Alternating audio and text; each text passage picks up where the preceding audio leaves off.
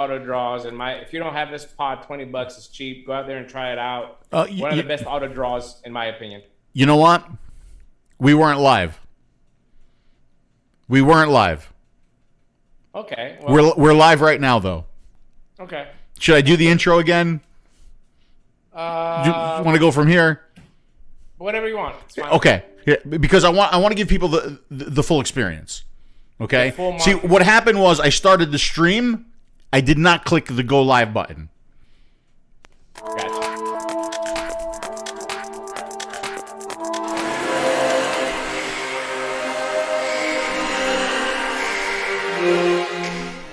Change it. I think that's one of the reasons why Clinton won. You know, Clinton had this no matter what.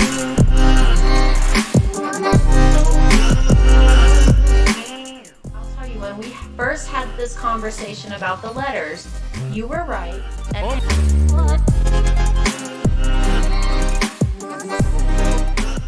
you know, I was just playing it up, and these guys are like, "What? It has a boost!" You know, I mean, for 25-year-old guys.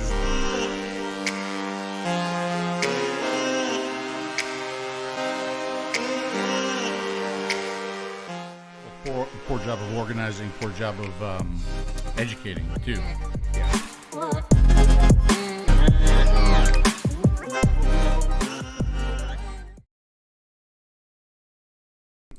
Hold on. Wait, no, you're not on yet. It's just me right now.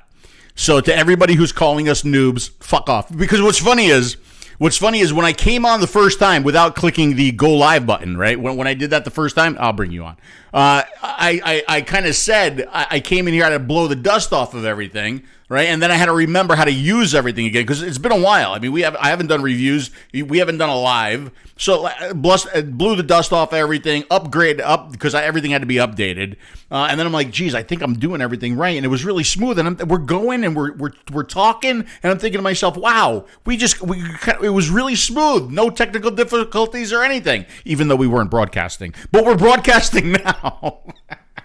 Your exact words were, yeah, I know. Look, everything without a technical difficulty. I know. And I was so proud of you. It's exact. I was very proud of me too. I was extremely proud of me. So now that I think we're really here. So just let us know if you can hear us. Yeah, but I think they can because take me to the sea has already called me a noob. Face meat has called me. That's okay. It's okay. It's okay. But I have this now. That's okay. I have this now though. Okay. I have that. Look at that. Oh, look at that. I have because I'm running the show. You're in Greece, right? Yes. That is why. That is why it's at 6 o'clock right now for 6 p.m. Eastern Standard Time. That is not our usual time. It is usually 9 o'clock a.m. p.m. Yes, I said that earlier in the 8 minutes that I was talking while we were not live, thinking that we're live. I did say that, but yeah, it is. If we're going to be doing these shows, and we want to keep doing these shows, we love doing these shows, but we're going to have to change the time at least for the duration that I'm going to be in Greece because 4 o'clock in the morning is just it's just too much. And then what I said was it's usually 4 o'clock in the morning when things get going in Greece. I mean, I've been there. I know what it looks like at 4 o'clock in the morning. And that's what I said. Yeah, I'd rather be there than be here with you and do these shows. Yeah, it's been a while. I mean, it's been a while since we've been on, and a lot of things have happened. But I think it's important, at least for our base of friends and people that we have following the show and following us, to stay in this communication, especially in some difficult times that we're going to talk about in a little bit. Yeah. And this camaraderie that we share, and try to have some fun amongst the constant pressure that this industry is in. And like I said, it's always I think it's important just to be out there and show people that I still vape, right? It's not like I've gone back to cigarettes. It's not like I fell off the wagon. I still vape. I still enjoy it. I still vape the way I have vaped since day one. I still like my 12 milligram. I still like my mouth to lung. I still like my throat hit. And everything else is just kind of noise. But so we're going to do a couple of things. Dimitri's going to give us kind of the State of the Union address. Dimitri's going to talk about some of the bans that are going to happen. And then we're going to talk about some stuff that's going on at Innokin, some new stuff that they've released. We're going to kind of hint at some stuff that they have coming up because a couple of these things here. One thing is it's a cool idea, and I'm not going to really tell you much more other than the fact that it is a cool idea. I have to get in here. I got to tighten this a little bit.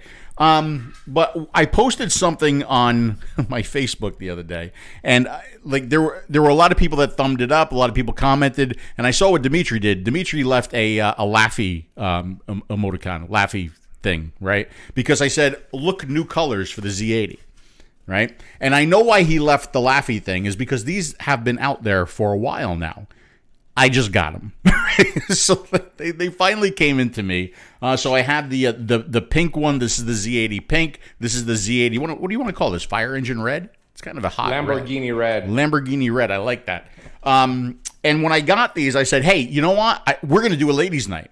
We're going to do it. This is like ladies' night. It's more like ladies' afternoon. But it's ladies' night because at some point I'm going to let all the ladies in this chat right here, and whoever watches it on the replay, how you can win one of these. And as I go through some of the new stuff from Innokin, I'm going to have multiple prizes for you to win. Okay, so they're all going to be like lady themed, like, women's colors. How about that?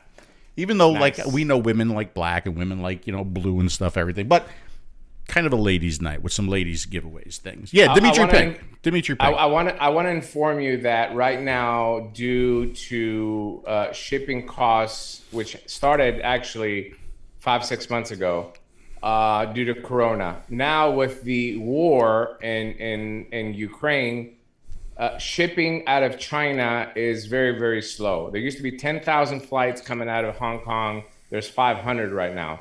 A plane will not leave Hong Kong until it is fully loaded to its destination, where it didn't used to be like that when shipping costs were cheaper. So for small orders, small packages, basically your package gets to Hong Kong and it sits there, if it's a small box, on a pallet with other small boxes. If it's bigger boxes, on a pallet, until the logistics figure out a way to squeeze every inch out of a plane. That's why shipping has taken so long to come to the United States. Europe, it's a little bit faster because there's more shipments coming to Europe than there are to the US. So the shipping to Europe is cheaper for me to get stuff from China it's quicker than it is for you to get there. However, I have an order in China that's coming from my stores that I got delayed a couple of weeks for that same reason. I placed my order. It's not a huge order. It's about a pallet, like 3/4 of a pallet, and it sat in Hong Kong for almost a week before it could actually be loaded up. If you're not like a top client that you're moving multi-million dollars worth of inventory through UPS a month, you get stuck in the back of the with the sheep and the peasants. So that's basically why it's taken so long for you to get them. But I did laugh because we've been selling them here. The pink one, surprisingly, is doing very well in Greece versus the red one, which I thought that the red one was going to do much, much better with men and stuff like that. But the pink one, as soon as I put one in a display in the stores, man, it's gone. I mean, it's done very well, very classy. The color is very good. The tank is very good. The leather pink came out really, really nice. The framework is matte, so it's not too shiny. And I think they did. I mean, Innokin did a fantastic job with these two new colors. They did a really nice job, and that was just my desk camera. When I pull out the close-up cam, you'll get another good look at it. It's funny that you're saying things about like shipping from China. That was the problem with the 217, right? That was the problem with why the 217 launch and the Z-Force launch was kind of funky. Right? It wasn't what we usually do as far as a product launch from platform, right? Yeah. I mean, usually we get the product ahead of time. We're able to do write-ups for the Innokin website. We're able to do write-ups for the reviewers. We're able to have the finished package so I could do the tutorial videos, and then I could do an introduction video too, which I do in place of the reviews for our products. And none of that happened. None of that happened for the 217. It was kind of a disaster. So I do have a 217, and I should actually kind of go like that. right? Yeah. Yeah. The Z-Force tank in Europe has done very well, and Greece is doing very well. People that sub-ohm say that the flavor of they're getting off the coils are lasting a long time. The price of the coil is cheaper than some of those big, huge, like Falcon baby beasts that are like €4.5. The Z-Force coils are €3, so it's a little bit more inexpensive. Overall, I've gotten a lot of positive comments about the Z-Force tank. The only kind of drawback I've gotten is about the slide top. And again, that's just a personal preference. Some people like it. Some people, I don't understand. Like a lot of the experienced vapors want like a twist top instead of having a slide. So maybe, for the advanced vapor, I get it.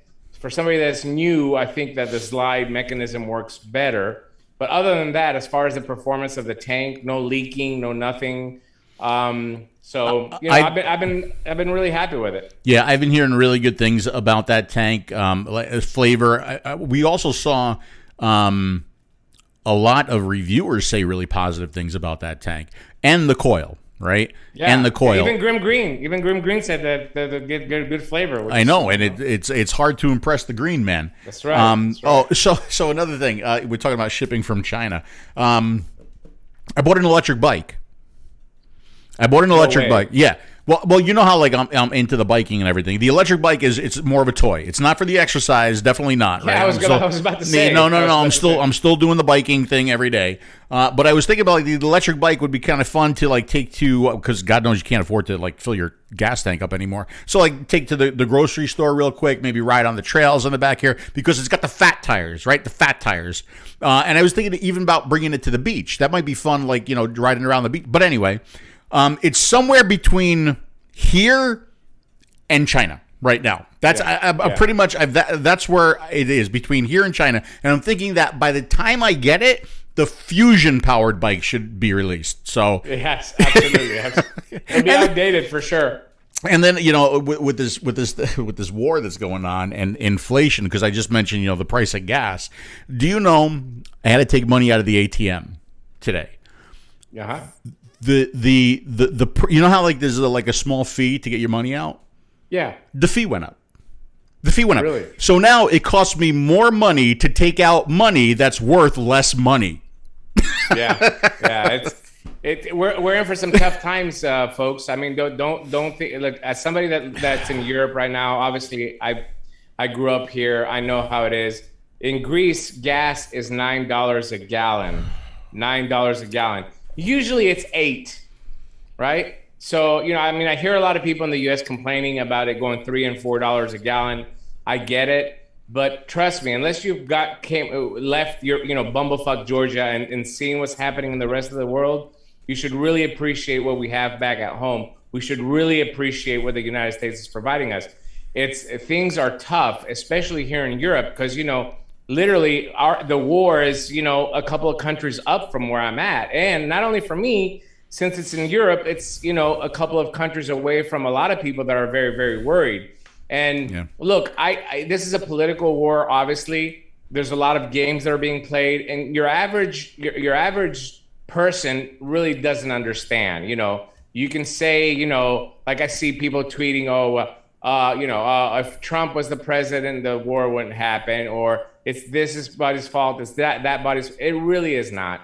This is a political ploy that's been happening since 2014 from Putin. It was going to happen one way or another. I don't think that he wants a full-blown war.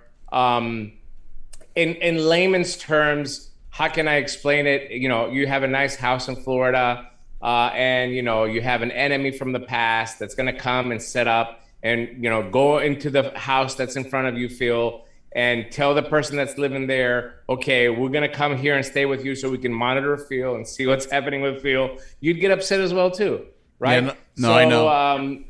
It's a shame for the people of Ukraine what is happening, but trust me when I tell you that this is a complete political game that is happening right now. And sanctions are good. Yeah, okay, we're going to sanction this.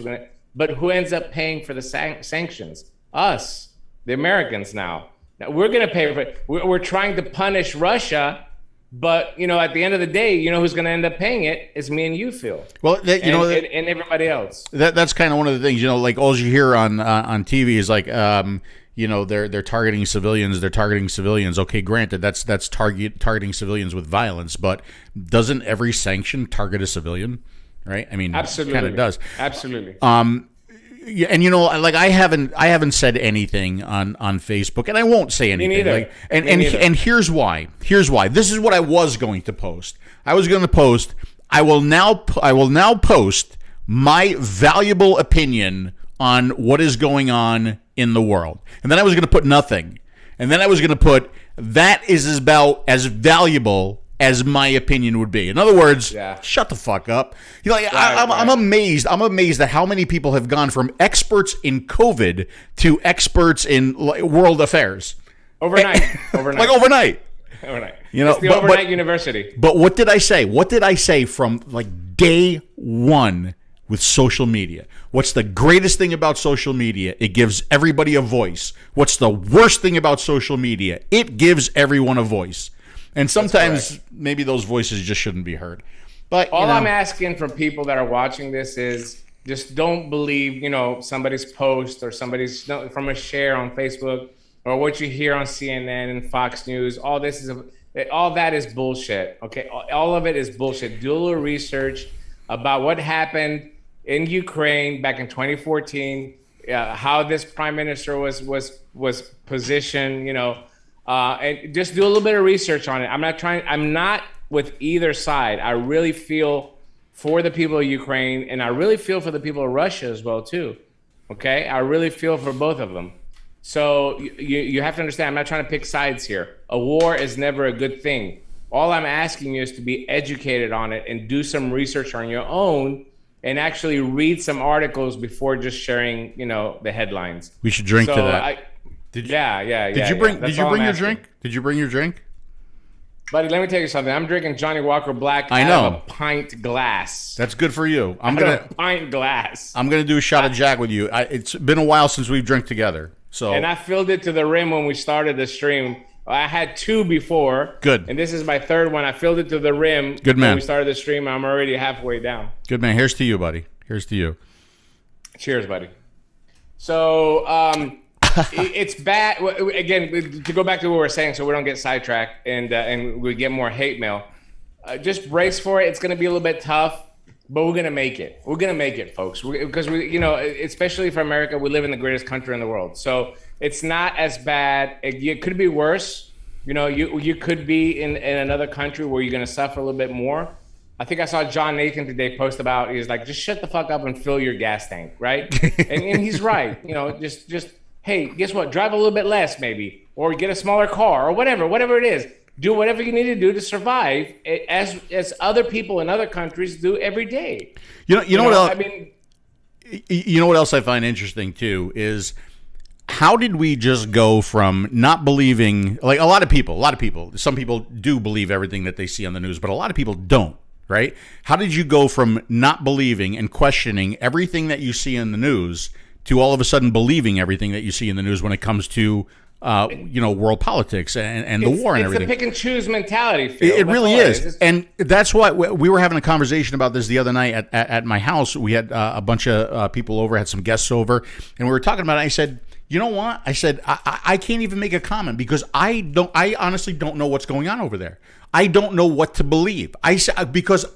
And I continue to say this. I look at the news and I can't believe any of it. I don't trust what I see. I don't trust what I hear. It's really sad that I'm in that state of mind right now. And really that state of mind started with vaping because I saw that what you see on the screen is not truth anymore. Right? And that's carried on. That's carried on with this, with masks, with COVID, with wars, I don't believe anything. So it's like you really kind of have to watch everything and make up your mind for yourself.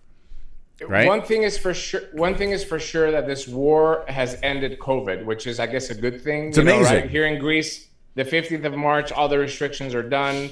A lot of countries in Europe have already stopped the restrictions. So that's one of the good things that's happening is that at least, from the COVID part, let's just try to put it behind us and get it over with. But the fact remains that, life is at some point gets difficult. And I think that a lot of people, and I'm not saying about the American public in general, but I think that the average person is so complacent because Phil, you've traveled to Europe with me. You've seen France, you've seen countries where people struggle on a daily basis. And I think that we've just gotten so comfortable in the US that we have forgotten what it is to go through some difficult times. Well, that's anybody who complains about, things with America, I would invite you to go someplace else. Go travel, right? I mean, don't say how bad you have it here until you've experienced the rest of the world, okay? Because we, even in bad times, have it pretty good here.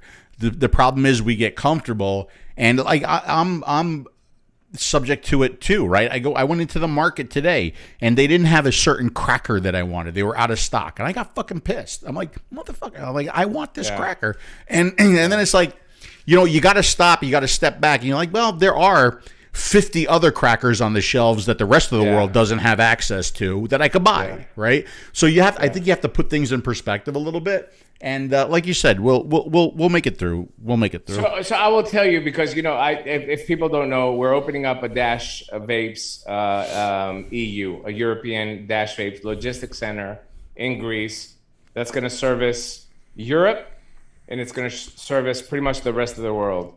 And it's a very big project that I'm spearheading here, and you can check it out --vapes.eu or --vapes.com if you want to.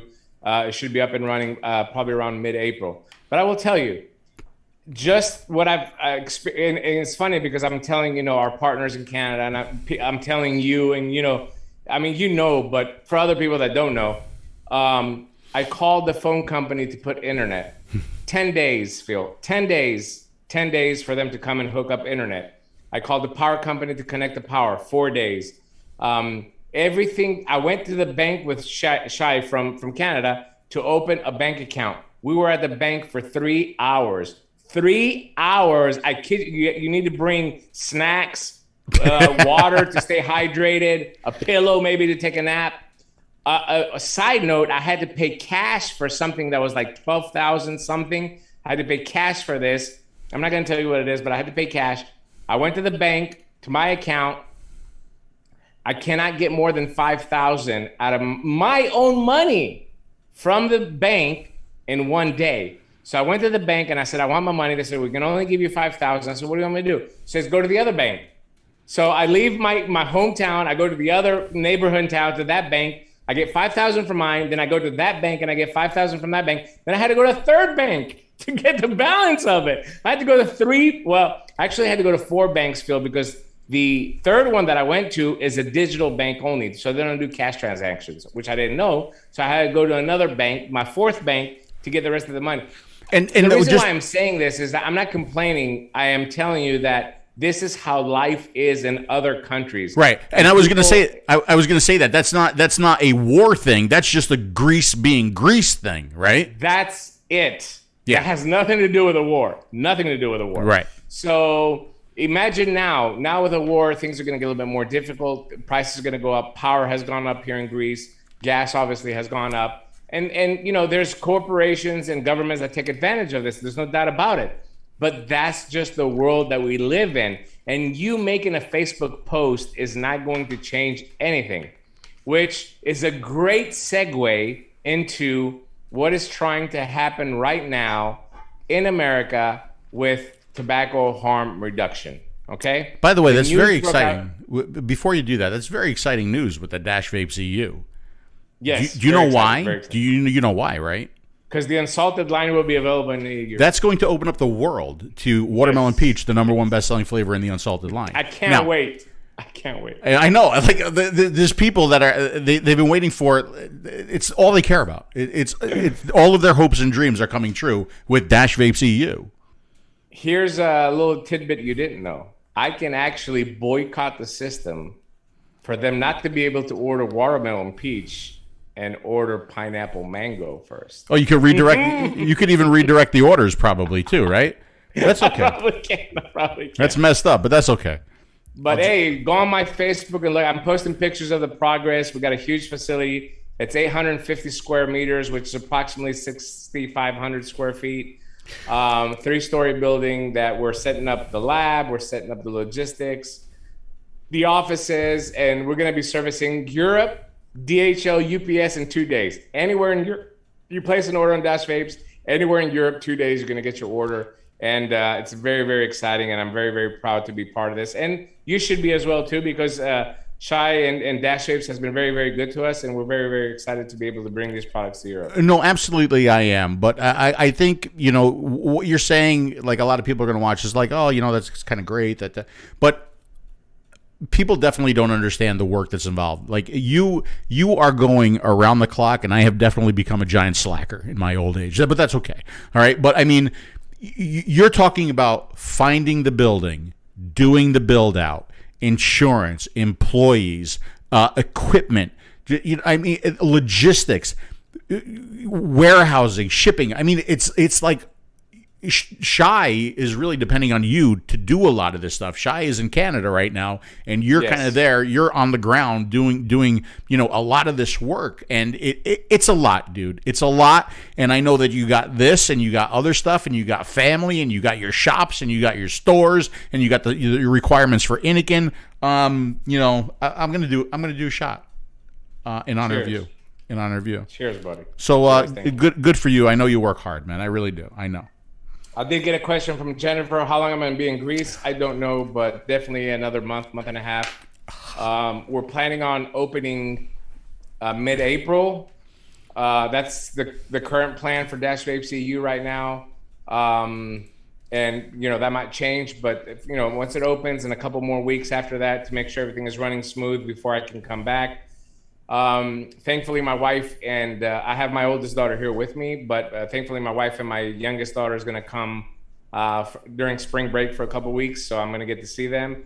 And yeah, you're right. The shops are vital for me as well too, because I'm continuing trying to expand here and trying to offer the liquid puff lifestyle to Greek citizens, and things are going okay.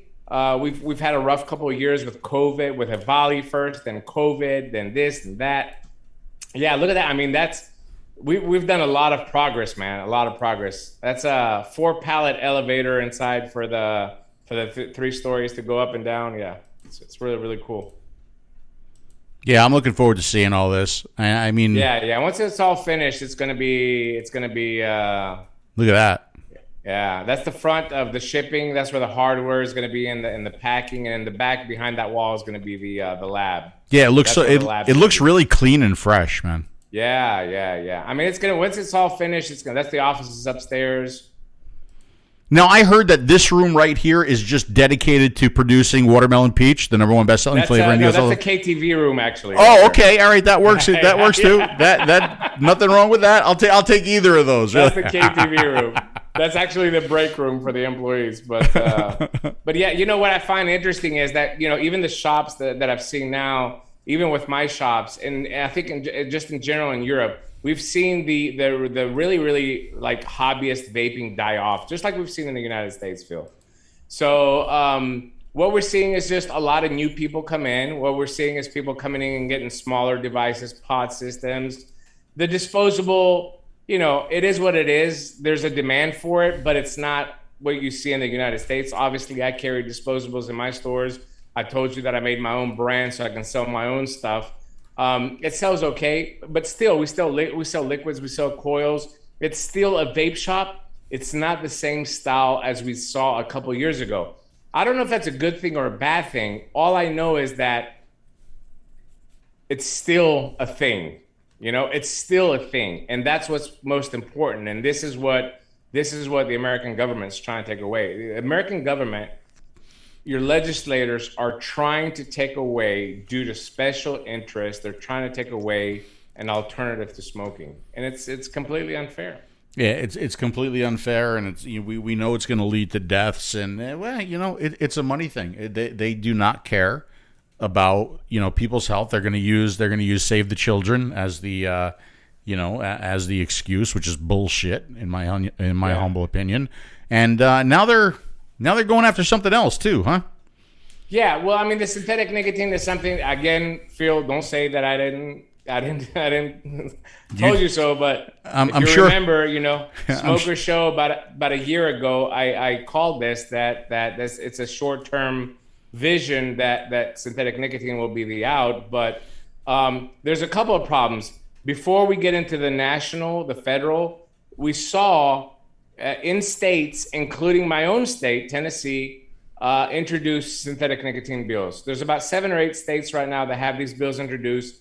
Make no mistake, this bill is brought on by R.J. Reynolds, which manufactures the Vuse, which is the only PMTA-approved vapor product on the market right now. And it's also backed by Juul, which is Altria. They're all supporting these bills in various states to ban synthetic nicotine. The only reason why this bill, again, I'm gonna tell you how it is, and you're gonna hear stuff from the different trade groups and the advocacy groups and all that. But I'm going to tell you how it really is. The only reason these bills are hitting the states is one thing: puff bars. They're trying to remove puff bars from the market because puff bars is the #1 selling disposable on the market using synthetic nicotine. And it's the #1 competitor to big tobacco. So what does big tobacco do? Of course, they're trying to eliminate their competition by using legislation. So all these bills that you're seeing introduced right now in states, including my own, which I'm going to put a call to action here in the next 24 hours for Tennessee, is because of puff bars. That's it. And you're going to say, Phil, you're going to say to me, Dimi, why are they going after puff bars? Dimi, I know. Wait. Yeah. Hold on. Dimi, why are they going after puff bars? Yes. So good question, Phil. Thank you. I negotiated this bill. I have very good relationships with lobbyists across the United States. This bill, when it came to Tennessee, was negotiated to me to be closed systems only, meaning we'll bring this bill to Tennessee, but only for closed systems if you want, and we're going to keep the open systems free. Now, obviously, I would say, okay, that's a good negotiation, right? Because, I couldn't give 2 shits about disposables.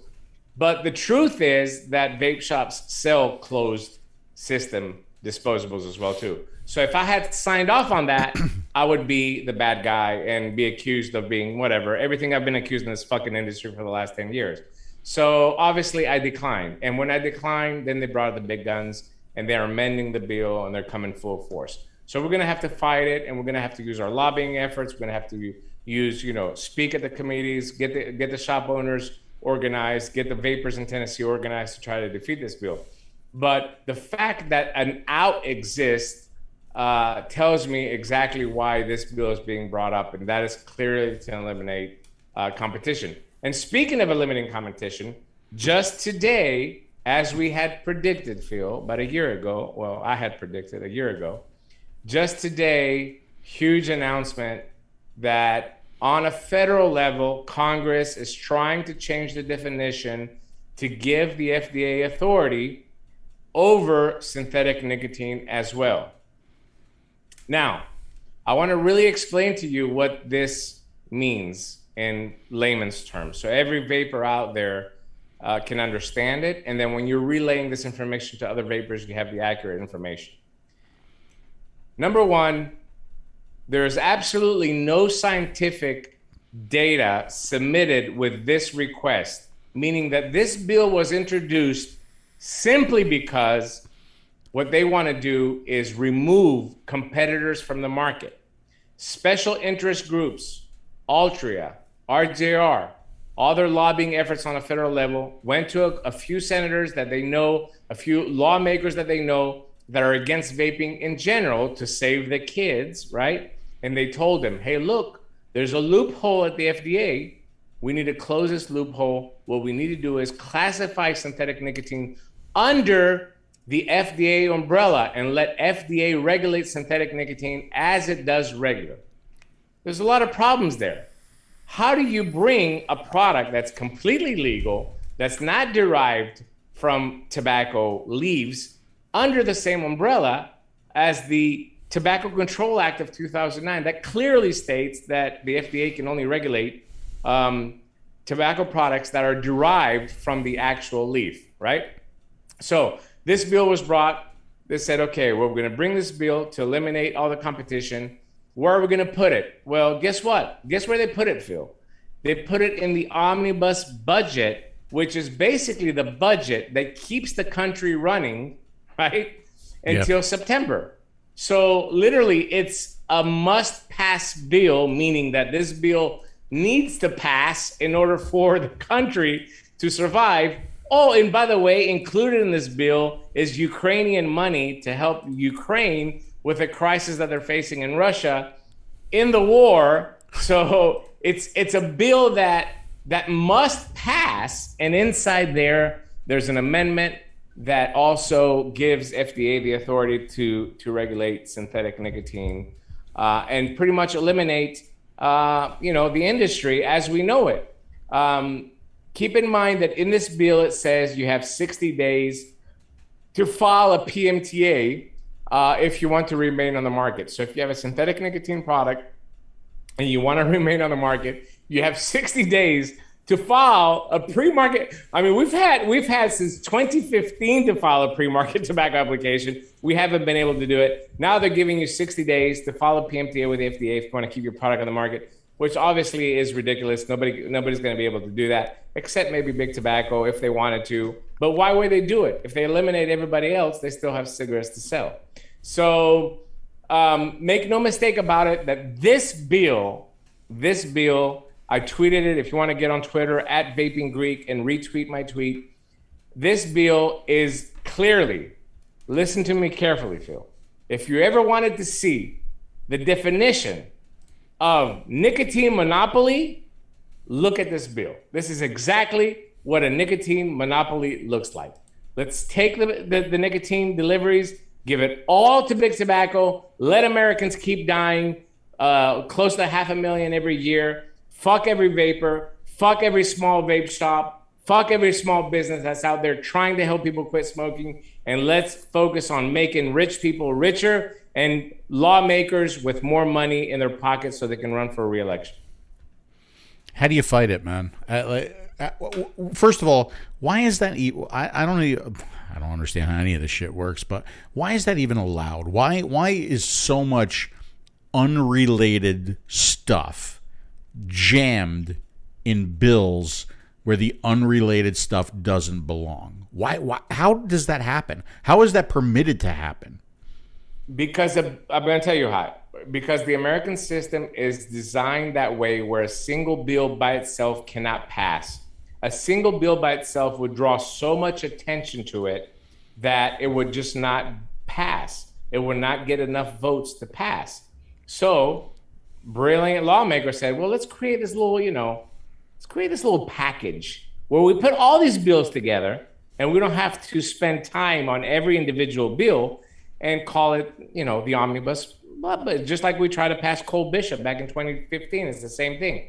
It's an amendment that goes into the entire budget bill, and then that way the bill can progress and move and get voted on based on this huge package that we can negotiate, right? So I'm going to throw, it's basically like me and you feel, we're trying to decide on some, serious stuff in our life, and we just don't have the time to focus on one thing at a time. So we take the stuff, I take my requests, hey, listen, I want Phil to be happy and drunk. You say I want Dimi to have wear pants, I don't see his underwear, and and he's not so demanding or whatever, or he makes fun of my shoes. We take all these requests and we put them in a basket, and then when I look at this basket, I'm gonna say, Phil, hey, listen, I will give you I will wear pants, you won't see my underwear, but you have to make sure you shave your back, right? So we negotiate, right?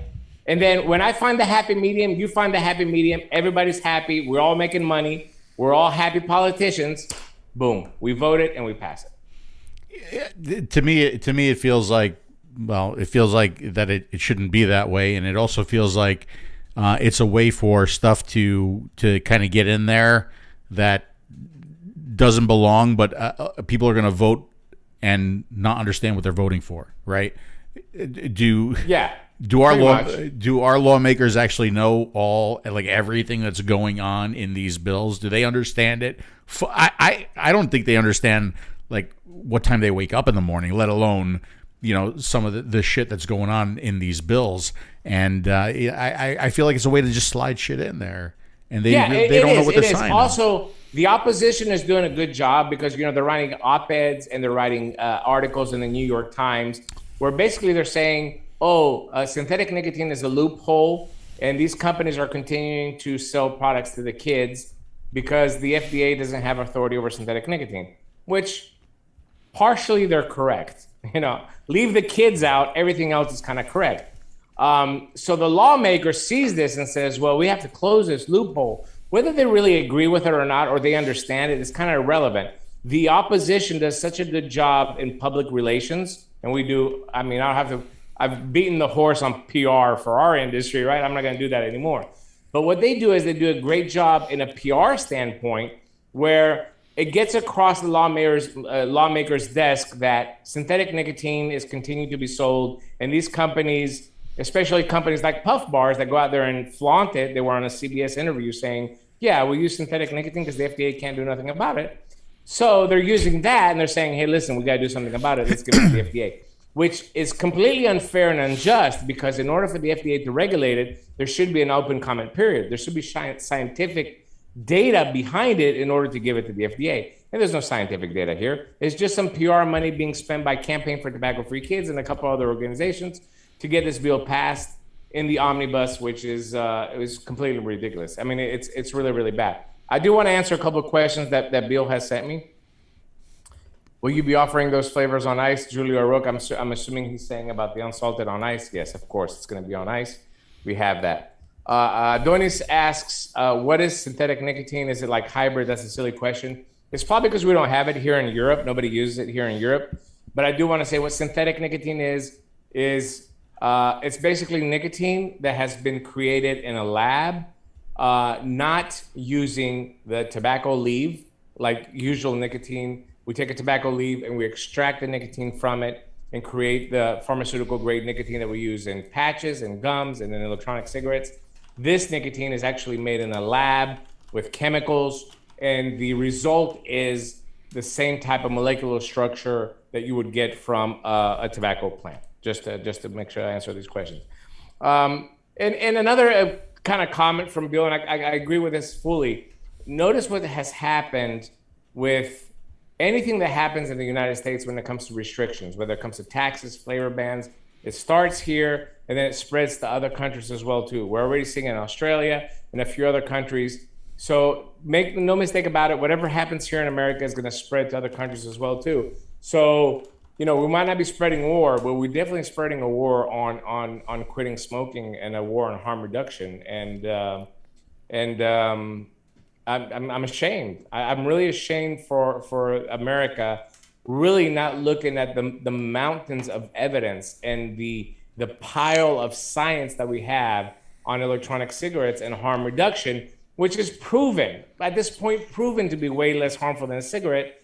And America, due to special interests, refuses to allow Americans to be able to get nicotine in a safer and cleaner way. Well, is it that they refuse to get it in a safer and cleaner way, or is it that they refuse to lose revenue from big tobacco? Yeah. I mean, money is the driving factor here. There's no doubt about it. And special interest groups. I mean, can you imagine, a company that touts itself as a mission to eradicate smoking? Somebody like Juul, or even RJR, that was one of the tough ones that wanted to keep flavors on the market, going out there and advocating for this bill, advocating for that they pass this. I mean, how can anybody take you seriously as a don't forget a couple of advocates, or maybe more than a couple of advocates, have been saying the last 2 years, right, Phil? Oh, big tobacco is changing, and they're putting less harmful products on the market, and they're putting less harmful products on the market. Yeah, I agree with that. But if you want to keep less harmful on the products, you're not going to pass legislation to eliminate your competition. You know, it's as simple as that. If your mission is to eliminate cigarettes, then you would not want any restrictions on that, because even the products that you're going to make are not going to be desirable by smokers. Yeah. So the irony of all this is you're getting in bed with Campaign for Tobacco-Free Kids. You're getting in bed with lawmakers to pass a bill that is going to kill more Americans than the war that Russia has started with Ukraine. Think about that. Yeah. Think about that. And let's be honest, okay? You talk about big tobacco and big tobacco releasing less harmful products, okay? If it wasn't for us, if it wasn't for our industry, do you think big tobacco would be releasing less harmful products, or would they just be selling cigarettes? Oh, absolutely not. Competition is what drove this. Yeah. By the way, I'm very disappointed. So I went over to the Dash Vapes page right here, and we of course we still have unsalted out there, but we have unsalted ice now. The three new flavors are mango pineapple ice. We have the banana ice, and we have the watermelon peach ice. I figured just going to take the number one best-selling flavor in the unsalted line and just ice it for everybody. They'd really like that. Well, when I go over here, the mango pineapple ice has a seven ratings here with a 5-star, and the banana ice has 2 ratings here with a 5-star, and then the watermelon peach ice just 4-star with 2 ratings. Yeah, it's very. I actually vaped the watermelon ice the other day. I filled up one of my pods with it and I vaped it. It's a really good flavor. It really is. I really like the mango pineapple ice. Just watermelon is not my thing. I like peach. I just don't like watermelon. It's okay. It's okay. But like I said, I've been carrying you guys for, years now. And, it's about time that you guys stepped up a little bit. And I bought 2 Ferraris and a pair of Yeezys with the sales of the regular, of course, watermelon peach of the unsalted. So of course. really appreciate that. As a matter of fact, my private jet engines are being worked on right now. Yeah. But yeah, that's the state that we are right now. I encourage, I encourage shop owners, businesses, e-liquid manufacturers, distributors to financially support Amanda Wheeler with the American Vaping Manufacturers Association. They need money. They have a plan. They have lobbyists. They're trying to fight this. Also, 𝗂𝗃 has put out a call to action. Made it very, very easy. I just did mine right before the show. It took me literally 30 seconds. I put in my address. It popped up my legislators. The text is written for you, and you hit send. So go to the 𝗂𝗃 call to action and do that. Also, AVM has started a new text campaign. The text campaign is very, very simple as well, too. All you have to do is send a text to 40649. And just text the word vape. That is 40649, and text the word vape. And then it's going to give you a little template where, again, you can text and send messages out. And, of course, get on Twitter. I hate to, again, beat a dead horse, but Twitter has not been seeing as much action as it did a couple years ago when we really had a threat. So get out there and tweet your lawmakers and tell them, that this is not good, and you will not support them in the next election if they support this amendment in the omnibus bill. I mean, it really boils down to how much we give a shit, how much we care to get. I mean, if I'm doing it from Greece, you definitely can do it from over there. There's ways out there that you can help, whether it's going to be financially, whether it's going to be just an email, whether it's going to be something to your legislator. But you need to get involved if you want to stop this. And it can be stopped. Anything can be stopped if it's loud enough, Phil. Unfortunately, our community and unfortunately our industry is not as powerful as it was a few years ago. But the people that are left, you need to get out there and get involved. Speaking of loud enough, I want to congratulate David Blackman. David Blackman, the very first super chat that is being captured in my new chat stream right here. Congratulations, David Blackman. Thank you, David. We appreciate the super chat. And David's been messaging me like, "Are you going to have a show? Are you going to have a show?" So I hope you're happy today, David. We're going to have a show. We're going to try to have one every week now that I got a little bit of a set up over here, but it's just going to have to be earlier. That's all. And I'm glad that you're here. I'm glad that you're participating, and I hope at least we can keep you happy for a little bit. Yeah, hey, Christopher Moltisanti. Listen, Christopher Moltisanti. That's the best YouTube name because I'm a huge Sopranos fan. Which store can I test your juice on the west coast of Canada? I'm not quite sure of that. We're gonna have to.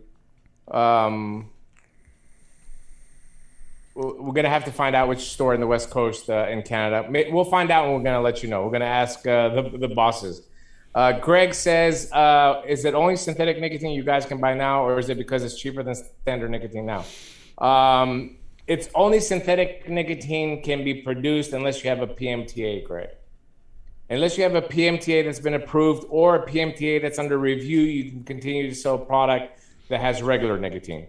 If you don't have one of those two, then you can only produce with synthetic nicotine. So that's why synthetic nicotine is a big thing. Also, synthetic nicotine is being used in all these disposables to, unfortunately. So that's the open vapor is not an issue with lawmakers. It's not. But unfortunately, everybody's selling disposables now. So you see, I'm going to be the bad guy again, Phil. I'm going to get the heat for it. But the truth is, everybody's selling disposables. So synthetic nicotine was a way to bypass all those rules and release whatever you want.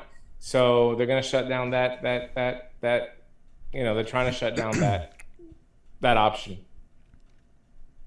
And by the way, all of the text that we're talking about, the calls to action, the other information that we've shown, will all be with the replay on tasteyourjuice.com. So you'll have all that information and all instructions on what you can do, including Amanda's links too.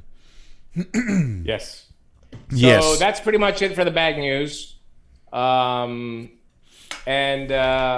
you got any questions, reach out to me. Of course, Facebook is always open. Get involved. That's all I can say about it, really. I mean, there's nothing really else to say. So what happens if they do ban synthetic? So you have 60 days to sell off your stock and file a PMTA. Past that, every product that uses synthetic nicotine will be considered adulterated and illegal in the United States. And do we have? I know there were a lot of companies that still didn't get a yay or a nay on their PMTA. Nothing that the FDA doesn't seem to be in any hurry to move that needle at all. We haven't heard anything from the FDA on pending PMTAs, so we just don't know. I mean, it's just like they don't give a shit. Like, let fucking people die. We're not going to look at this thing seriously. That's the way that it appears. I thought about this long and hard, Phil, and you're going to say to me, what can we do if it passes? And I'm going to tell you. Go ahead and ask me. Dimitri, if this does pass and they make synthetic, illegal and part of the PMTA, what happens then? That's a great question, Phil. Thank you. Fuck them. Everybody should go civil disobedience, and everybody should continue to sell. Every fucking person should continue to sell the products. It's the only way we're going to get heard. It's the only way. Stop trying to fucking skirt the laws and fuck the loopholes. Fuck all that shit. You're getting screwed by your government, and you're sitting over there trying to find the next fucking gimmick, Delta 8, Delta 9, Delta my fucking nuts, to stop doing that. Continue to help smokers, keep selling products. Everybody needs to do the same thing. They can't stop all of us. They can't. If we have 10,000 shops in America selling the products, what are they going to do? Come and arrest all of us? That would make great headlines, folks. I'm telling you, the only way that we can fight the system in America right now is to say a big fuck you to the FDA and a big fuck you to the lawmakers and continue to sell that product. Continue to sell the product until we're headlined on ABC and CBS and all this by saying, listen, if you need to put me in jail for trying to help 60-year-old Tom down the street for quitting smoking, put me to jail and put all these 10,000 shop owners and these employees in jail as well, too. This is the only way we're going to be heard, folks. I hate to even, again, I'm telling you, this is the only way. Nothing else is working. So stop trying to find the next greatest thing to sell. We help thousands of millions of people quit smoking in America. Why are you trying to skirt the laws? Why are you making your shops into hybrid? Oh, because I have to stay in business. You're selling shit anyway. Might as well sell shit that you can help people quit smoking, even if it's illegal. Because anyway, all the products that you're selling right now in your shop is illegal anyway. All the �11 is spiced. People are getting, notices from the sheriff in Georgia because you're selling your �11, �11 lab tested my ass, right? So why not even sell at least products that can help people quit smoking? I'm done. I can't anymore. I'm sorry. I will say this. I'm done. I would vape the shit out of Delta. You're fucking nuts. Yeah. I would vape that stuff. It's very smooth. It's very smooth right now, Phil. Thank you. And you actually said something right there at the end that I was going to bring up. They're all doing that anyway, though, right now, Dimitri, aren't they? Like every vape shop in the country that's still, focused on the smoker, aren't they all just not paying attention to like what's going on? Yes. I think that there's some shops that are doing it. It takes a sea of businesses that have been treated unfair by the American system. This is not the America that we know. It takes a sea of these shop owners to stand up and say, enough is enough. I'm not going to jeopardize my livelihood, and I'm not going to jeopardize the health of my customers by having the government make me stop selling a completely legal. This is my argument in Tennessee, right? My argument in Tennessee with lawmakers is like, why would you pass a ban on a product that is completely legal? And synthetic nicotine right now in America is 100% legal. Why would you want to pass a ban on a state level on synthetic nicotine? Makes no sense at all.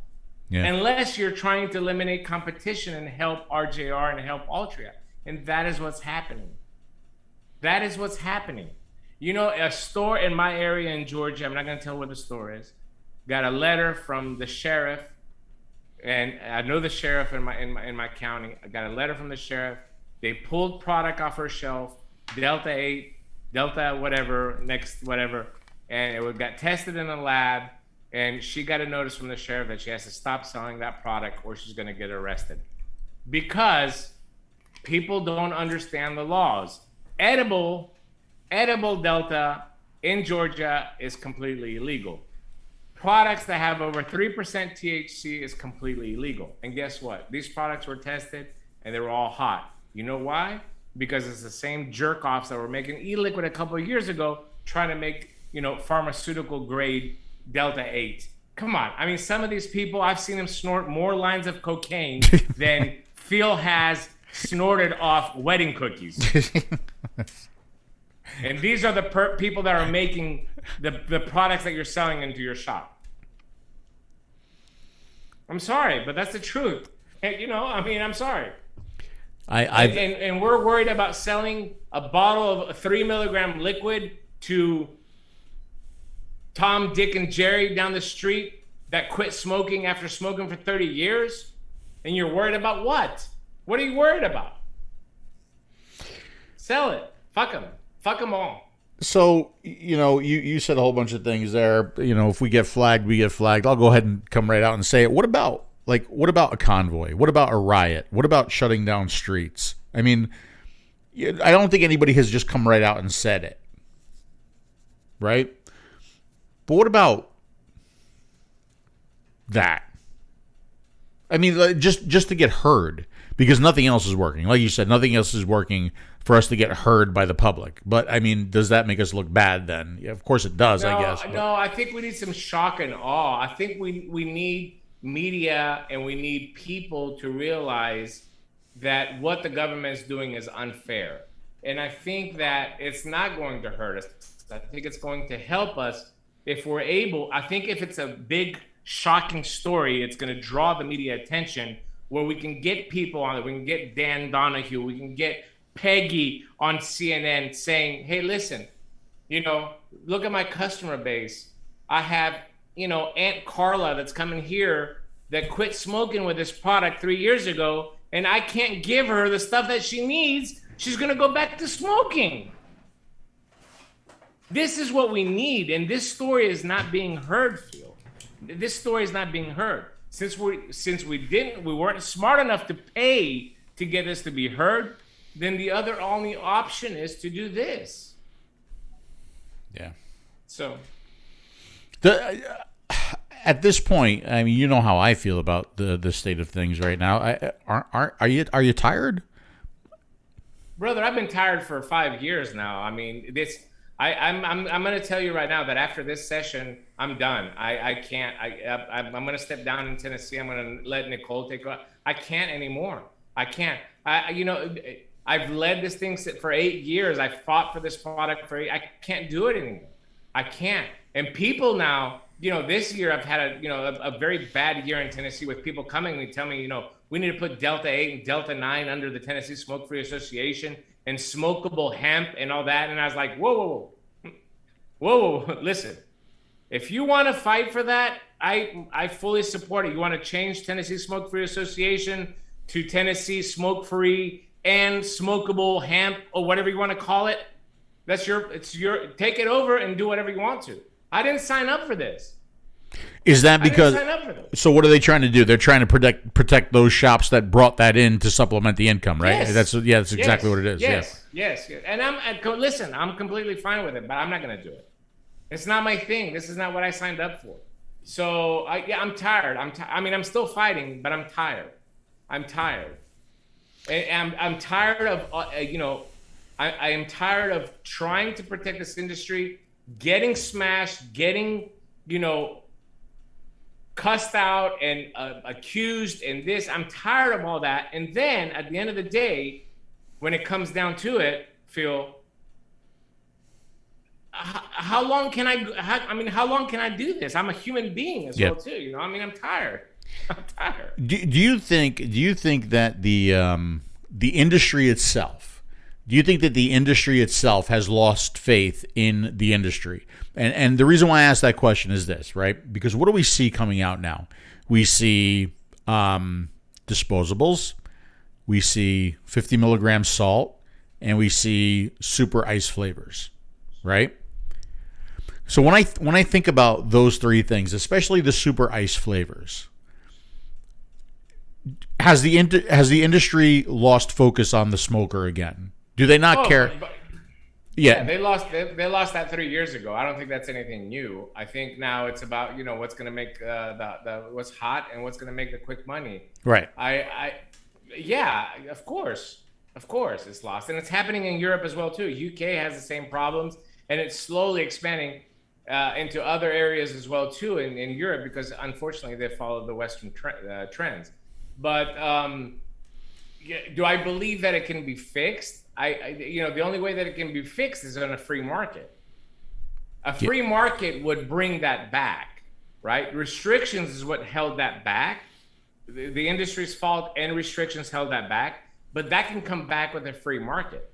If we had a free market, it would be a different story. You can have those independent vape shops that are really geared towards helping people, smokers, separate themselves from the hybrid shops and the tobacco products. Yeah. But you can't do that without a free market. And in order to get a free market, you have to stand up against the people that are trying to pass legislation to eliminate that free market, because that's all it is. It's just trying to eliminate competition. But so when you think about vaping, so when we started vaping, right, it was mouth to lung, high nicotine strengths, freebase. And then we had the cloud chasing thing that happened. And then the really, really low nicotine. And then we kind of had this whole pod thing start, and that's when kind of Juul was in there too, right? And then we started to see the nicotine salts, and then we started to see the disposables, and we started to see the nicotine salts, and we started to see the really high ice flavor. So again, we're seeing vaping change and change and change and evolve and evolve and evolve. And one of the things that we've always talked about, especially in the talks that we've done, is that smoking has never changed, right? Yeah. It has always been a tobacco and a menthol, and they work in only one way, and they provide you with only one experience, and it doesn't change and it doesn't evolve. And yet you see vaping changing and evolving. And does that in a way work against us? Because that kind of says, well, if it's changing and evolving, why is it doing that? Because it's doing that to target the next crowd, right? I mean, isn't that what's happening with vaping? It's targeting the next crowd. And I feel like that's, we always say we're not targeting the kids, and we're but I feel like we are at this point. And it's not with the marketing, and it's not with the cartoon characters, although that still exists, but it's with the experience itself. It's like, okay, well, the kids really like ice flavors. Let's fucking go full bore ice flavors, right? I mean, is that what's happening? Because I can take out my pack of stunt cigarettes, and when was the last time that this changed? How many years? Yeah. Well, it changed this year with 95% less nicotine cigarettes, which is the biggest joke of ever. But you're right. Listen, my experience with the disposables again, I can only speak about my stores. I'm not going to throw everybody under the bus, but I think a lot of people understand my experience with disposables in my stores. I have 4 stores here, and I have a store in Albania. I have 5 stores total. Disposables are being sold to the young crowd, college kids, the 18 to 25 demographic, because we card, and tourists that come into Greece that maybe didn't bring their vape, or they want to pick up a vape just to have to go around. I personally don't think, maybe in my busiest store in 𝗷𝗵𝗺𝗶𝗹, I think Nick, the manager, told me that he's had like 2 people, and since disposables came out, like quit with disposables, and then they moved on to something else, meaning we put them in a refillable pod or something like that. But the majority of people that buy them are either dual users or people that are picking them up, just to say that I have a vape, something they can do, in close quarters. That's how the product is being used, and I can only speak from the experience that I have in the stores. Yeah. And you do have a lot of experience. I mean, you've got numerous stores, and you see a lot of data, and you're a numbers guy, so you really know you got a good bead on things, right? You got your finger on the pulse of vaping there, especially in Greece. And I love the tourist thing, because that makes a lot of sense. Right, it does. If you're an adult and you forget, or you don't pack up your gear and you go, right, what are you going to do? You're going to just buy a disposable and use it to get you through and not smoke a pack of cigarettes, right? That makes a lot of sense. But when it becomes a fad for the kids, is this something that I want to be involved with anymore, right? Yeah, I mean, look, again, I think that I don't think necessarily that kids were targeted when the disposable came out. I think that just like any other industry, when you put it out there and you see that there's demand for it, then you kind of, like, well, this is what's hot now, so this is what we're selling, because it's harm reduction. And, partially I agree with that, Phil. I cannot disagree with it. Honestly, I can't. Kids are going to be kids. If they're going to go pick up a pack of cigarettes, I'd rather them pick up a disposable. Absolutely. I have kids as well too, and I feel the same way about my own kids. I don't want them to smoke. If they're going to experiment, if they're going to try something, at least they're going to try a disposable. So I can't fault it from one side. I can't. But look what happened in America. It was full blown. We go from this to that, and there's no balance there. At least so far in Europe, we still have a balance. Well, maybe with the exception of the UK, where the disposable really has taken over. But they Brexited, they came out of the EU, so a lot of the laws don't apply. But keep in mind that here in Greece, we have the EU TPD. So even disposables can't be 3,000 puffs. Disposables have to, there's a company here in Greece.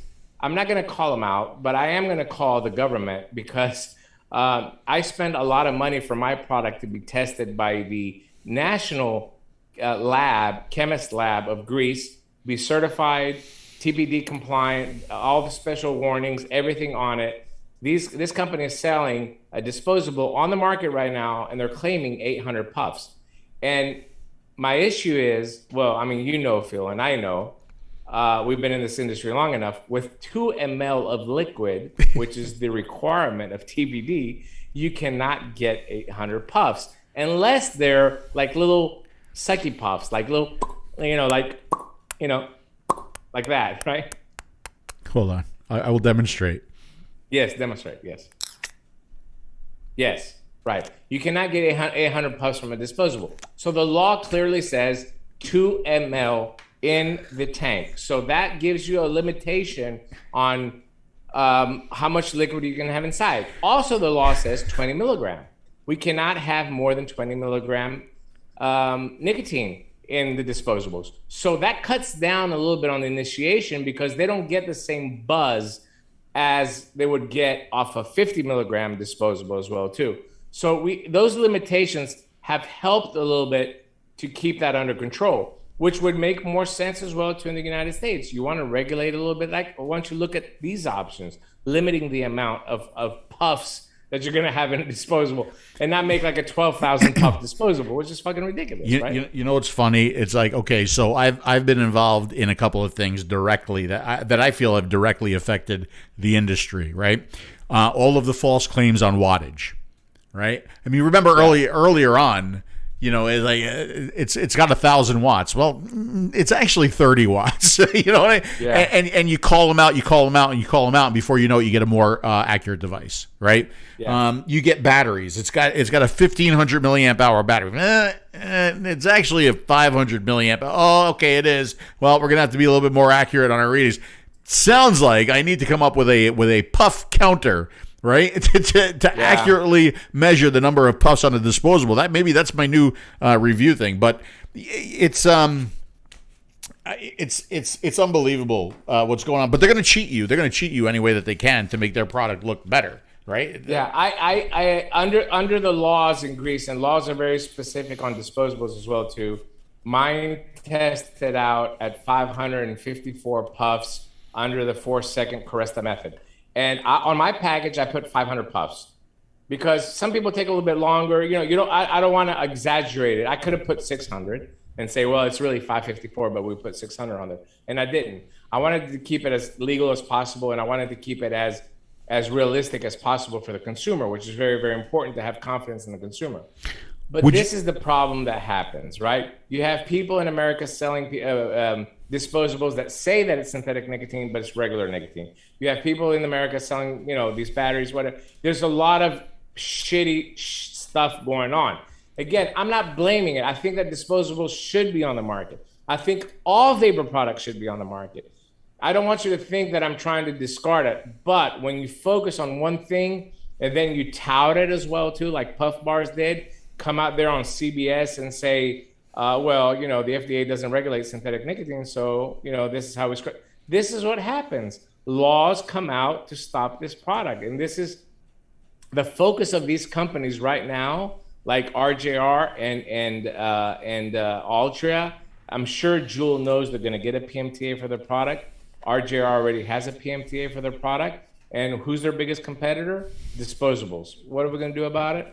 We're going to pass a law and tell these companies, fuck you, you need to go to the PMTA route like we did and spend millions of dollars. And if you get approved, great. If you don't get approved, we eliminate the competition. I'm going to do a shot. Yes, sir. Cheers. Cheers. Cheers to you, my friend. All right, what do you got new? Show us what you got new. Why does all this shit always happen when you travel, when you're over there? It's a conspiracy. That's what it boils down to. Does China, there's a question from Take Me to the Sea. Does China make synthetic nicotine? 80% of the nicotine that's being used in the world is coming from China. And yes, China does make synthetic nicotine, of course. It didn't start in China, but China is making it right now. It actually started in Europe. It started in Germany. That's where synthetic nicotine was actually first formulated. And it was very, very expensive. The company that was selling it, I think it was approaching $10,000 for 1 kilogram of nicotine, which is 9 times higher than free-based nicotine, than regular nicotine. But now China is making synthetic nicotine. There's no doubt about it. But it's so hard to distinguish, I mean, one of my arguments with my legislators in Tennessee is, in the emails that I wrote to them. It's like, who in Tennessee is going to be able to tell the difference between regular nicotine and synthetic nicotine? You know? I mean, you motherfuckers can't tell the difference between bourbon. You're going to tell the difference. Who's going to molecularly take this and put it in a lab? And how are you going to put a law in place when you don't even know how to differentiate between regular nicotine and synthetic nicotine? Yeah, we have a very special guest in the chat right now. Who is the guest? Dash TV. I can't see the chat. Dash TV. Who? Dash TV. Dash TV. Dash TV. Dash Vapes? Yes. Oh, okay. You said Dash TV. I was like, who the fuck is Dash TV? Well, it's Dash TV. That's the name that they're going by, but it looks like the Dash Vapes logo, so I'm assuming. Oh, okay. That's Dave. That's Dave. I'm assuming it's Dave. It's the only person in the planet. I know what he's going to say. Signature than Phil. Thank God. Thank God for that, because Dimitri picks on my signature all the time. Let's take a look at some things quick here. That's not the right button. That's the right button right there. Look how beautiful. Look how beautiful these are. So this is the new Z. Oh, and by the way, D, I know you put a little laughy thing when I pointed out these new colors. Okay, but there were a lot of people that were like, "Oh wow, those are really nice. Where could I get them?" And I guarantee you that if I post that we have new colors 1 month from now, there's going to be a lot of people that are going to be like, "Oh wow, where can I get them?" So it never gets old. It's really never old. Yes, I know. Okay. It's still funny. I know it's still funny. So here's the you're calling it the Lamborghini Red.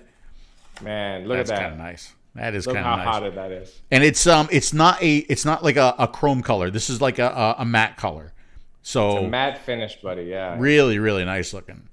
Right? I'd love to have a car with that finish. Very, very purdy. Very purdy. And that's the red one. And here's the lovely Dimitri pink version. Man, this is really nice. So good. Look at that metal that's on the side. Look how nice it's done. Yeah, so what they did was, this is a matte finish here. Yes. And then it's a polished finish on the tank. This is gorgeous. It's a great combination. The device itself came out so good. I'm so happy with it. And the fact that the tank is shiny actually makes the entire thing match up really, really well. I'm telling you, as soon as I put one on the display, immediately it's sold. Women that come in absolutely love it. The matching, of course, pink drip tip, it came out really, really nice. And by the way, this is I know it's a little bit difficult to see with the light right now, but this is a pink leather as opposed to the white, which is a white leather. And it doesn't come out that well, but this is actually the white version and the silver, and this is the pink version. So it's very subtle, right? It's very subtle. But that is a gorgeous piece for a lady. Gorgeous piece for a lady. I would support that. Right? I would support that. And I would vape that. And by the way, because it is ladies' night, ladies are going to have the chance to win one of these right here. Either the choice too, by the way, choice. Either the red or the pink. And I will let you know how to win as soon as I figure out how. So that's I think you should have planned that a little bit. No, I know what I'm going to do. So what you got to do is number one, you got to be a member of the platform group on Facebook. Okay, that's number one. Number two, you are going to see a ladies' night giveaway poster banner on the platform Facebook group. Okay, thank you very much, Dash TV, for the. Hold on, wait, I gotta do this for the super chat. It's Canadian too. What is that, about $3 American? It's $1.25. $1.25. So anyway. There's going to be a banner or a poster on the platform Facebook group.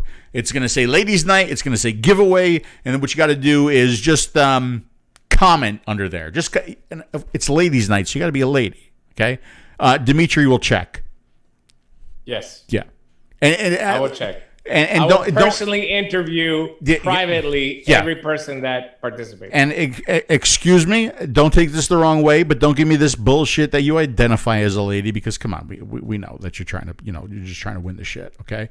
So ladies, you go ahead and comment underneath there. And then what we'll do is the next time we have a show, we'll pull the winner, right? Because there's going to be a few winners. There's going to be the top prize winner, which is going to get choice of one of these Z80s. And then there's going to be a second. I think I have a second, a third, and a fourth place.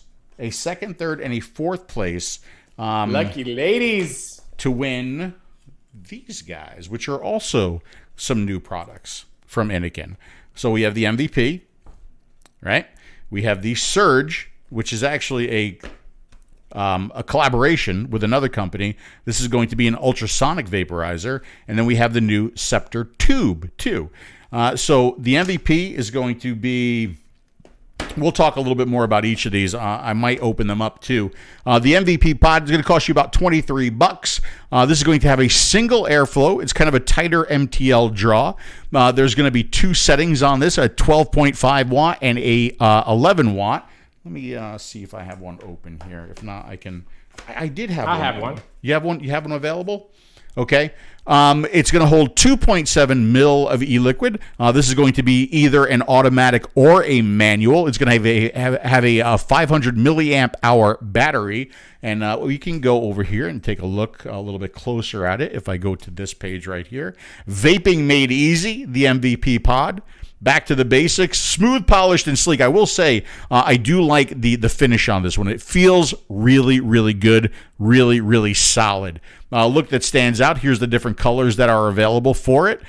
This is going to have the coil incorporated into the pod, so once the flavor goes down or diminishes, you're not going to be able to change the coil. You are going to change the entire pod. Here's what the entire pod looks like right there. MVP pod, right? And that's it. So you got the dual power selection. This is also going to give you your battery status. And it's got plug filling here on the side. Uses a USB-C charging and dual activation. So auto draw and press the fire. And obviously, if you don't know by now, auto draw means you suck, it fires. And automatic means you push the button and it fires. You got one there, buddy? There you go. I will demonstrate right now. This is a really nice, I don't know if you can see the colors. Of course, you can't see anything, but this is a really nice, like, sand blue and red inside. It's really, really nice color. And I'm going to demonstrate the auto draw. Yeah. So hot. It's very sexy. This is a great vape. I'm telling you, this is one of the best auto draws I've had. And this is why I use it. I've never pushed the button on it once since I've had it. You can push the button to change the wattage, obviously, but I just leave it on the low setting. And I put my 20 milligram like punch inside here, and it works. It works. Fantastic draw. Fantastic draw. You know, before it was the Scepter. And so if you're using the Scepter, you know, those coils obviously can be used in the Scepter tube that's out right now. Keep in mind that the Scepter tube is a little bit more airy. So if you like an airier draw, I would suggest the Scepter tube. But if you like a tight MTL draw, I would suggest the Innokin MVP pod. It is fantastic. It's my go-to pod right now. We could talk about the Scepter tube in just a little bit, but if I go to this page right here, this is the one that Dimitri's using. I believe that's the one, right? That kind of that's the one. Blue, yes. Yeah, gorgeous. Yeah, really, really nice. The one that we're going to be giving away for the contest is this one for the ladies, which is kind of a pink into silver two-tone. Okay, that's right. It's International Women's Day. Yep, and as a matter of fact, what I will do is it's a good thing I didn't have anything on the floor. I'm going to go ahead and give away this, and I'll throw in a pod for it as well, spare pod. Fantastic. Okay, very nice, huh? Very nice. I think there's 3 pods in that box, by the way. I think 3 pieces. Yeah, nice. Okay. so it's not one pod. It's 3. It's not one pod. It's 3. It's 3 pods. And again, you can get this for about $23. Okay. So now we'll go to the Scepter tube. So this is something new, again from Innokin. And let's see, close-up cam. So there is the Scepter tube, and I have one of these that I've been using. But if you do use the Scepter, there's a Scepter. It's going to use the same coils. Okay, so that coil that goes into the Scepter is going to be used in the Scepter tube as well. You know, I thought I had a whole bunch of these opened, but I do have one open right here that I've been using. So here's the Scepter tube. This is going to have a rotating airflow controller. So if I rotate this top, this is going to adjust the airflow from a looser to a tighter airflow. It's going to have top slide filling. So you can see that right there. Just slide the top and you can fill this nice and easily. No plug filling, which I always appreciate. 1300 milliamp hour battery in this one. There are 2 settings on this one. There's purple. Let's see, what am I in right now? Purple mode right there.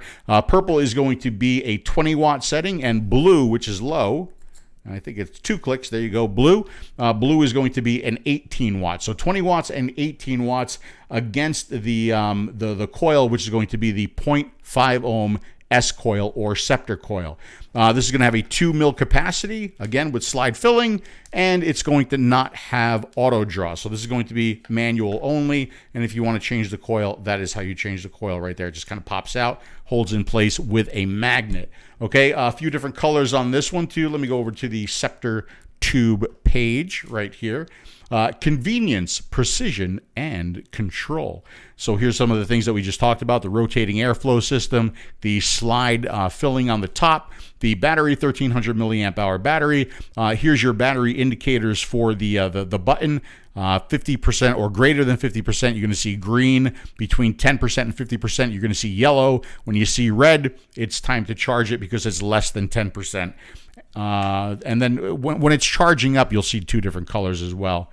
Here's the 2 settings: the high 20 watts purple, the low 18 watts blue, and then your different colors. So they got a black, they have a pink, they have a red, 2-tone red, we have a silver, we have a white, and then we have a purple. And I believe the one that I have for the ladies is going to be the pink. Okay, so again, for the ladies, we have one of these 2. For the competition, we have this one, and then we have the MVP with the spare pods. Okay, I think I have some S coils that I could throw in here as well.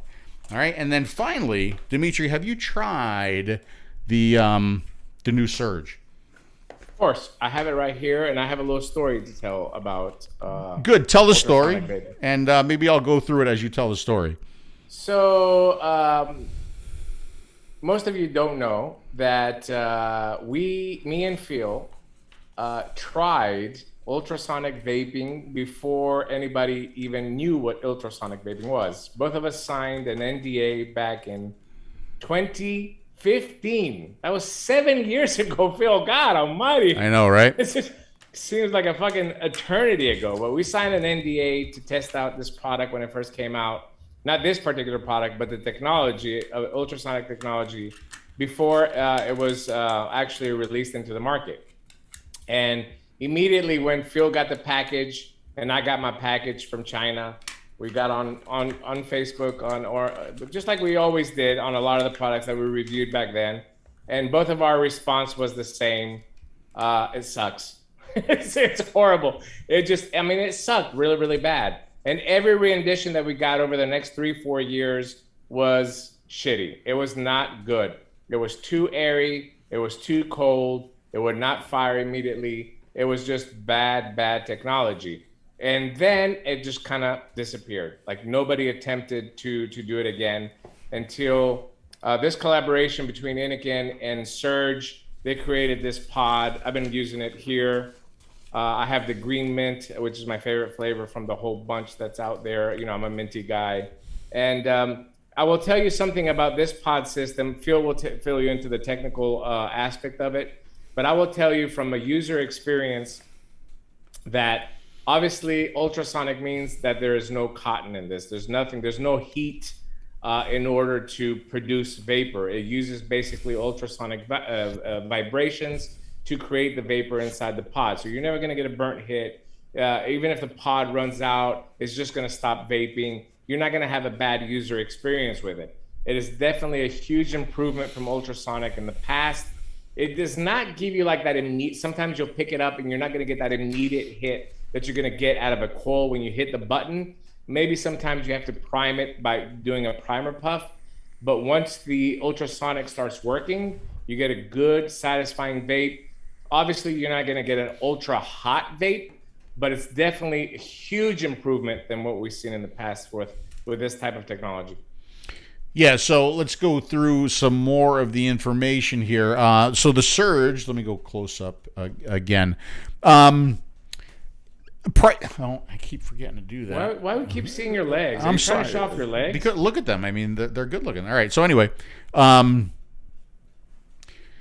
There's going to be a few different kits. There's going to be an express kit, and there's going to be a starter kit, and then there's going to be the pods. Now, this is a pre-filled system, okay? That's what the pack of pods looks like. There's going to be 2 pods in a pack. The flavors here are going to be green mint, smooth tobacco, polar mint, rich tobacco, watermelon ice, and blueberry ice. The pods are going to be 1.8 mil of e-liquid. The battery in here is going to be a 700 milliamp hour. And their frequency, they're telling us the frequency 2, which doesn't mean a whole lot to me, but is a 3 megahertz ultrasonic frequency. There's going to be 2 colors on here that you'll see as you're using this. If you see white, the battery is greater than 20%. If you see red, it is less than 20%. I'd like to see at least 3 levels there to give you a better idea of where your battery charges. It is going to use USB-C charging right there. And price, as far as the price goes, I've seen the Express kit for as low as like €3, and I believe this is only currently selling in the UK market, right? Yes. Dimitri, this is only overseas right now because correct. I think they're trying to do like an actual PMTA on this one. So $3 or €3 for the Express kit, which is going to be the battery only. The starting kit, which is going to be the battery and a pod, that's going to be around €12, and then around €8 for 2 of the pods. I'm going to go ahead and break this open because it came with the mint, and I'm not much of a mint guy or an ice guy, so I'm going to go ahead and crack this open and use it as we talk here. Yeah, listen, I'm going to warn you right now. These flavors are cold. They're really, really cold. And I understand the thinking behind it. I think what they're trying to do is trying to compete with the disposable market that's out there.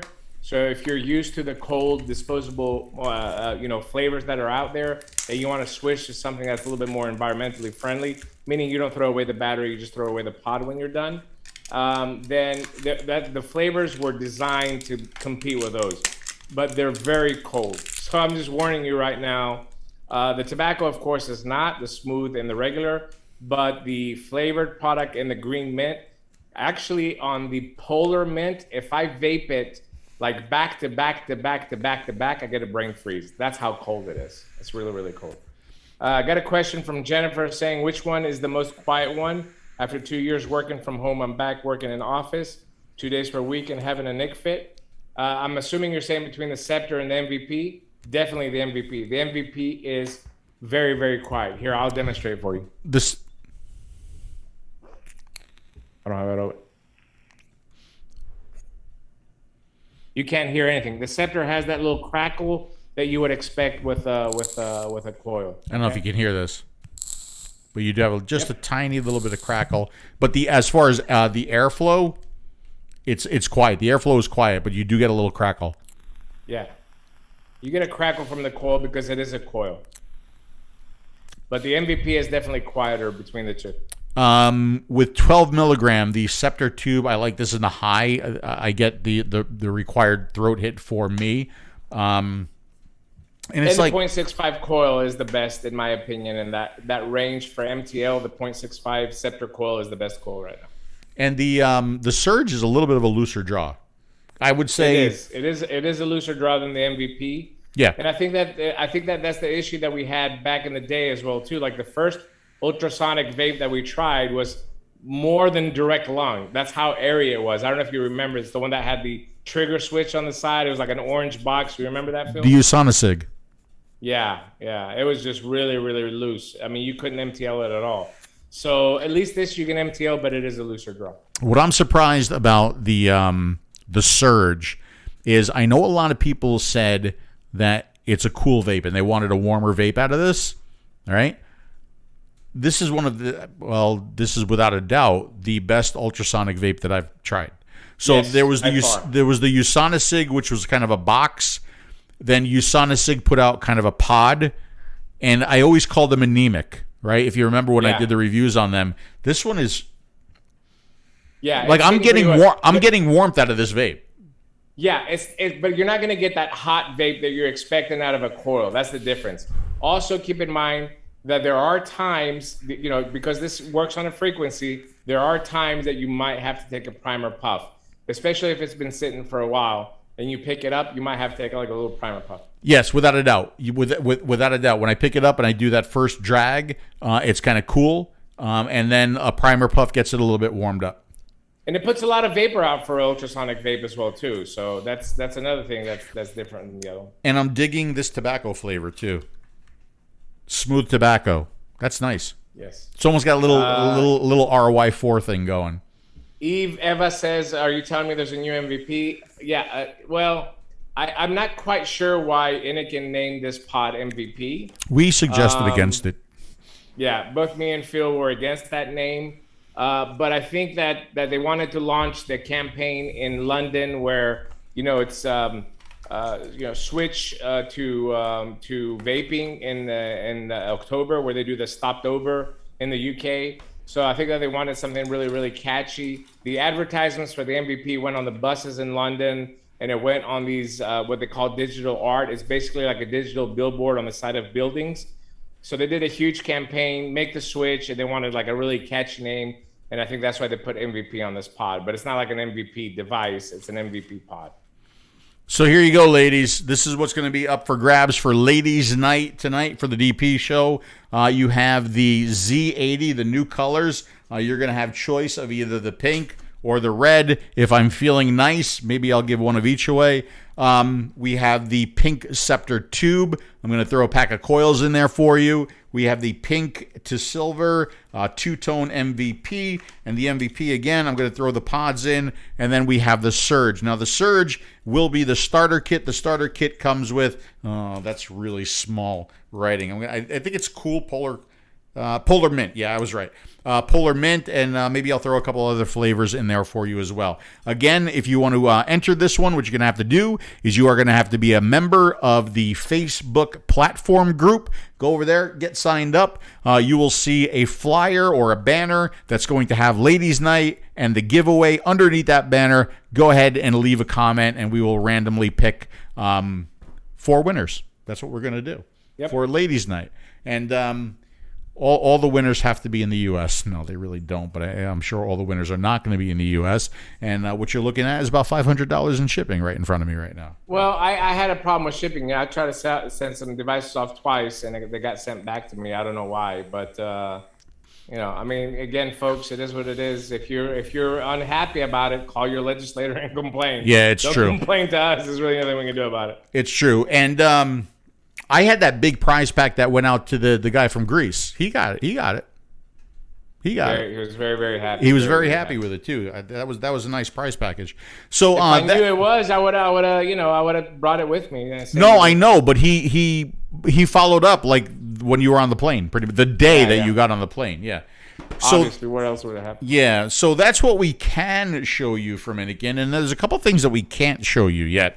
So Dimitri and I are both going to the Vape Expo show in Lille. That's coming up in like mid-April, and hopefully we're going to be launching a new platform product, right? Yeah, Lille, France, by the way, not Lille, New York or whatever. No, Lille, France. Lille, France. And I've been using it. I've actually been using it during the show, so I kind of got to go like this now. Yeah.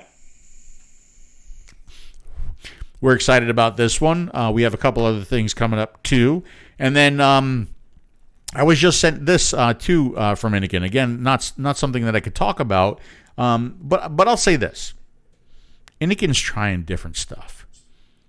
I mean, with the Fourier technology, shaking the coil, trying to increase the coil life, trying to give you more flavor, trying to. Because there are potentially some benefits to ultrasonic vaping. Again, no dry hits, no burnt hits, smaller particle sizes, better absorption of nicotine. Trying that. Now they're trying something else to be a little bit safer. I'll know more as I find out more, and we'll be able to share it. But they're doing some different stuff. They're trying. They're trying not to put out the same old thing over and over and over again. And I commend them for that. And they're still trying to produce open vapor products, Phil. I mean, that's, listen, in a sea of disposables, it's very, very difficult to do these launches. Obviously, the Z coil in Europe is a top seller, and it still sells very well. So we have to continue to put out products to accommodate that line. I guess we can say that we are having, we've talked about it in the past, a new 𝗂𝗂 coming out that we're very excited about.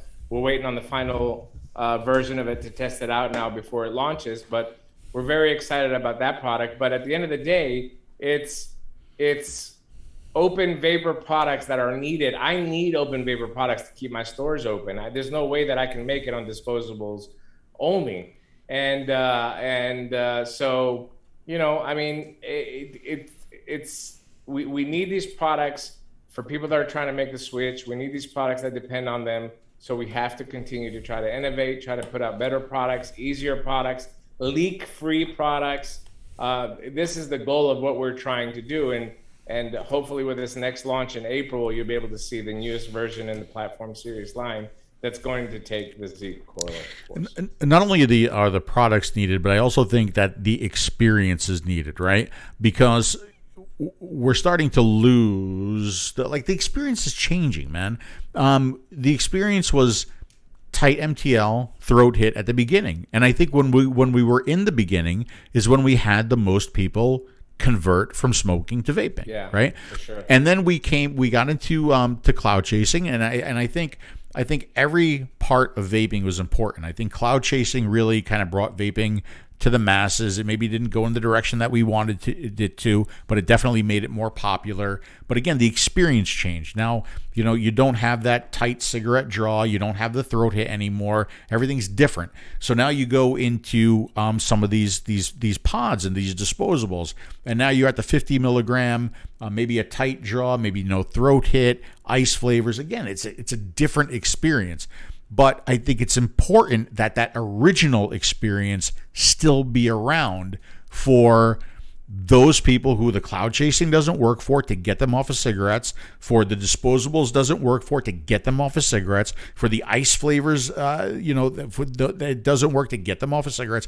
We need the same way we need box mods and tube mods for people who like different styles, the same way we need blue, purple, pink, black, and silver, for people that want that. We need the different experiences too for the people, for the people who one experience doesn't work for and one who doesn't. But like I said, we said it earlier, vaping has changed. Vaping has progressed. The experiences have changed. But what has not changed, the experience that has not changed during this entire time that we've been vaping, the entire time that we've been in the game, is that this hasn't changed. This is the same exact experience, and we still need the experience of this through vaping, in my humble opinion. Yes, absolutely right. I couldn't have said it better, Phil. It's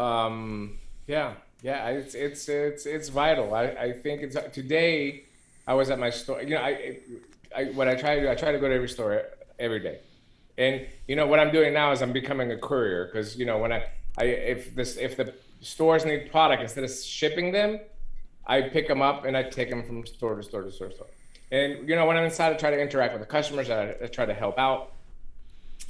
Today, the customer came in. I don't know if you remember in the Smoker Show last year, I told you about a guy that came into the store, 44-year-old guy, 7-year-old daughter, that wanted to spend money to buy, the box mod he saw from his friend. And I convinced him. I said, I don't want to take 80 euros from you today. I want to take 20. Here's a Innokin T22. It's like a T18 tube. Here's a bottle of 𝗀𝗨𝗂𝘀, which is my tobacco liquid.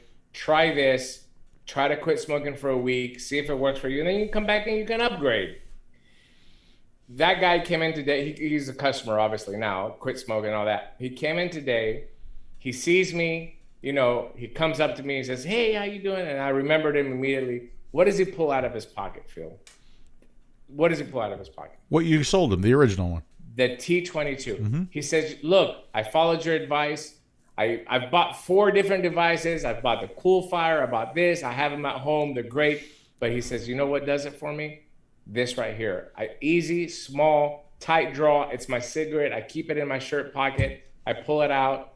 He picked up a bottle of liquid. He got a couple of replacement coils, $26. He was happy to go, ready to go for the next couple of weeks.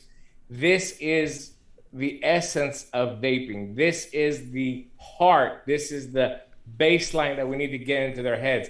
This customer has become a loyal customer of me.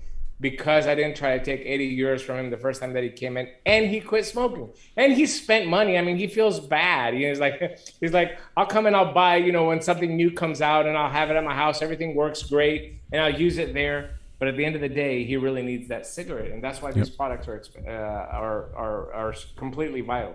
Yep, I totally agree, and I commend you for having stores and for having the employees that are trained on really how to do conversions. I know, there are still shops here in the U.S. I'm sure, I know Peggy is one of them if she's watching, that are good at doing the conversions. Yeah, Peggy's great. And I commend that, but there needs to be people like you, people like Peggy, people like those shops that are still dedicated and focused and understand what it takes to get somebody to quit smoking and go over to vaping, because it's not necessarily a 200-watt box mod. Could be, but not necessarily. It's not necessarily a 50 milligram ice flavor in a disposable. Could be, but not necessarily, right? Yeah. So I think unique.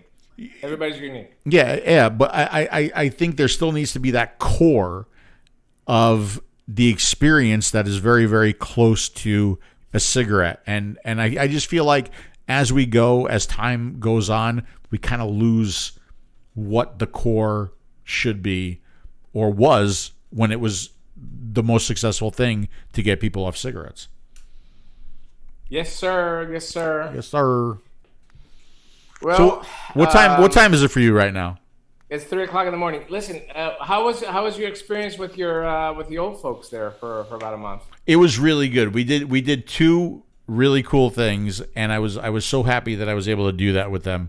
The first thing I did was I took them to NASA. I always wanted to take them to the Kennedy Space Center, and we did. That was like one of the first things that we did, and it was really cool. It was really cool to see Mom and Dad walk, because the Saturn V rocket is something that every American should experience. Everyone. If you have the potential or the possibility to go to, I think there's two locations. There's one in Texas and there's one in Florida where you can actually see a Saturn V rocket and stand underneath it and look at it. There's nothing that I can say that can make you appreciate it until you're standing underneath it looking at it. How fucking big this thing is. And just to see like how blown away they were and how excited they were to see it. And then, of course, you got to see the shuttle, too. That was really good. Now, I did take them on the shuttle launch experience. Maybe that wasn't such a good idea. that might have been a little bit too rough for them. But, hey, they made it. That's good. And then we went, the other thing, too, I asked Mom, I said, is there anything else that, you want to do when you're here? I said, is there anything that, like, anything on your bucket list? And she said, an airboat ride. And I'm like, I'm going to make it happen. And we took an airboat ride. And I'm telling you, my friend Dimitri, the next time you are here, we're going for an airboat ride. And I will we'll videotape the entire thing, and you'll have an amazing time. It was cool. It was really, really cool. I was really iffy when we got to where we went for the airboat ride. I was a little bit iffy when the airboat ride started, but oh man, once it got going, it was kick-ass cool. That sounds like a lot of fun. I can't wait to do that. Yeah, so we did that. We went to Lobster Lady actually twice. They love it there. I know you love it there too. And we just spent some time. We went fishing with Dad a couple times, and it was good. I really enjoy having them here. They were here for a month, and now they're gone. They're back up in New Jersey, and here I am all alone again. Aww. Yeah. Maybe you should come and visit me. That's what you should need. Where, in Greece or Chattanooga? Yeah, in Greece. Well, we have France coming up, so maybe that'll be the possibility, the chance that I do want to come back. I think it's time for me to come back to Greece. Yeah. Maybe we'll plan it. Maybe when we do the Albania grand opening, the store there, I'm going to do it late April. Maybe you come to Greece and we fly up there together and do the grand opening of that. Maybe we do that because I'm very popular in Albania. Yes, you are. Number one. Everybody. It's funny because it's a new market. Albania is what the U.S. was in 2009 when it comes to vaping. It would be really, nice. It's really, I mean, it's really exciting to be like on the ground level again, and getting, trying to get people into that. I have people that come in that know vaping, but that's like one person, every 2 days. Yeah. That vapes or whatever. And then the new people that come in, it's really interesting to see, going through that whole process again, trying to explain to them what it is and getting them into the swing. I mean, it's not like we have 100 customers a day, but we can have 10 customers a day. We can have 5 customers a day. But it's really, really interesting being on that ground level. And if it takes off, I'll expand, I'll do some more. But for now, it's really weird. I have a really good looking store there. It came out really, really nice in a really nice area in Tirana. And in the city itself, about 1.5 million people. But it's basically like the Isle of Capri of the Balkans. I mean, the city is really hip, really cool. The last 10 years, they've done a lot of work to clean it up and make it nice and stuff like that. So I think you're gonna enjoy it. I think you're gonna really, really like it. That's awesome. Yeah, it would be nice to like kind of recapture some of that magic of. I mean, you remember all the grand openings that we used to go to, and the fun and the excitement, and it would be nice to recapture some of that. All right, so I know it's. I'm planning a big shindig over there, man. I got all my connections and all my mafia people coming, so I gotta. We're gonna have a big shindig, yeah. That's awesome. Okay, so as soon as I end this stream, I'm going to go ahead and go over to the platform group on Facebook, and I'll go ahead and post the flyer. What I'll probably do is I'll remove the notification for this show that's over there right now, and I'll just put the banner the thumbnail that I created for this show over there, and I'll put like, this is where you comment. So just be careful on the description of the giveaway. If you put vape and stuff like that, it gets flagged. So just put giveaway, and I'm just gonna put I'm just gonna put the flyer for the show and enter here. That's all. Yeah. So there'll be nothing more than that. And that's it. I know it's late for you, so let's go ahead and wrap it up. And is there anything else that you would like to say, buddy? That's it. Go to CASAD.org. Follow the call to action for the federal bill. Follow the state call to action. Illinois just dropped a bill today for flavor ban on the entire state. Tennessee, you're going to hear it within the next 24 hours, is going to introduce a synthetic nicotine ban. There's like 7 or 8 other states. You can go to CASAD.org and look at all the states that have calls to action. But listen, if you're serious about keeping on vaping, it's time to get involved and make your voices heard. And at the end of the day, when all else fails, fuck them. Keep selling. Keep selling them. Civil disobedience. I have a lot of the links. I'll get the rest of the links from Dimitri. Again, if you want to get involved, everything that you need to do is going to be over on tasteyourjuice.com with the replay for this show. And that is it, my friends. Thank you guys for the continued support. I hope you guys like the Innokin product that we're involved with, the platform product, the new 217, the Z-Force tank, and the stuff that we have right around the corner coming now too. So please continue to support Innokin and support us. We would certainly appreciate that. And thanks for, there have been several emails that I've gotten from people say, we miss you, do a show. So here we are, and we're not going anywhere. They may be few and far between, but we're not going anywhere. So that is it. That's it. Is that it? Peace out from Greece. Peace out. Thanks for watching, and we'll see you again soon.